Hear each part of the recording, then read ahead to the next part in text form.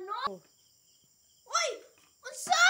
Unsa imong gipangutana? Balik ka gani wala ko kadungog.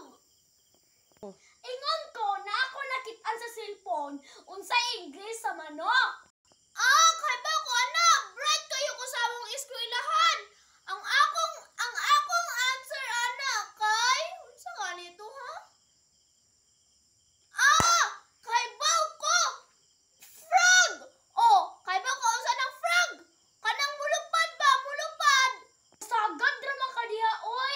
Di man frog. Kuan man butterfly man. Kabulok gud nimo bataa ka oy. Nangutana ra gud ta ni mama. Tanan. Ma, unsay English sa manok? Ay, kabulok ni mo. Chukoy. Bulok ako ni mo, Chukoy. Ay, English sa manok. Kay balok ka. Isa ka to? Muglanggam man siguro to? Mura. Pasagad ra man ka mama oy. Butterfly man ma. Di, lagi. Langgam lagi to. Amok sa inyo ha. Butterfly lagi mama. Mangutana gali mo. Correct na ako langgam na. Basta kay langgam. Butterfly lagi mama.